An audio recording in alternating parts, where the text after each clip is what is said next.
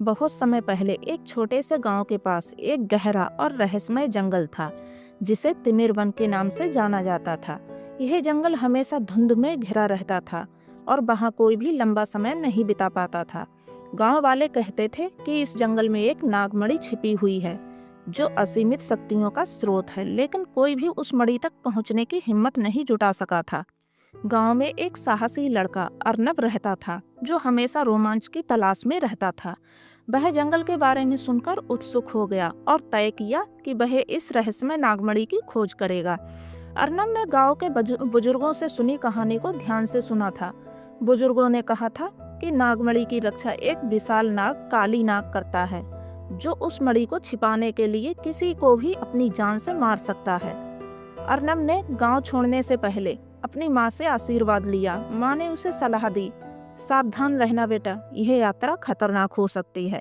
अर्नब ने निश्चय किया कि वह पूरी सतर्कता और साहस के साथ ही इस यात्रा पर जाएगा। उसने जंगल में प्रवेश किया और धीरे धीरे अंधेरे में गहरे अंदर बढ़ने लगा। जंगल में प्रवेश करते ही अर्नब को घना अंधकार और ठंडक महसूस होने लगी। उसकी राह में बेतहाशा झाड़ियां और कांटेदार पौधे थे, लेकिन उसने हार नहीं मानी। रास्ते में वह एक पुराने बबूल के पेड़ के पास रुका और देखा कि वहां एक पुराना ताम्रपत्र पड़ा था। पत्र पे लिखा था, जो व्यक्ति असल सच्चाई को जानने की इच्छा रखता है वह अपनी बुद्धि और साहस से काली नाग को हराएगा। अर्नब ने जैसे ही आगे बढ़ने का निर्णय लिया, अचानक उसके सामने काली नाग प्रकट हो गया। नाग की आंखें लाल और धधकती हुई थीं। वह गरजते हुए बोला, तुम मुझसे नागमणि की खोज करना चाहते हो? यह तुम्हारा अंतिम कदम हो सकता है। अर्नब ने शांत मन से कहा, मैं तुम्हारा सामना करने आया हूँ, लेकिन मैं हिंसा का सहारा नहीं लूंगा। मुझे बस उस मणि तक पहुँचने का रास्ता चाहिए। काली नाग ने उसकी बात सुनी और हंसी के साथ कहा, तुम मेरे साथ युद्ध करना चाहते हो या शांति से बात करना चाहते हो? यह तुम्हारी पसंद है, लेकिन याद रखना, नागमणि से जुड़ी एक गहरी सच्चाई है।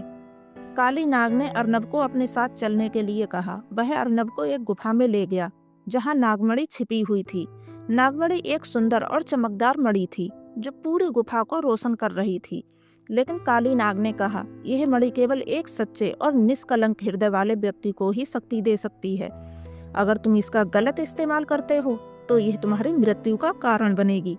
अर्नब ने सोचा और कहा, मैं इस मणि को किसी भी गलत उद्देश्य के लिए इस्तेमाल नहीं करूंगा। मेरा उद्देश्य केवल अपने गांव की रक्षा और दूसरों की मदद करना है।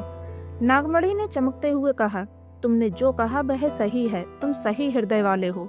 मणि ने खुद ही अर्नब की हथेली में समा गई और उसे अपनी शक्ति दे दी।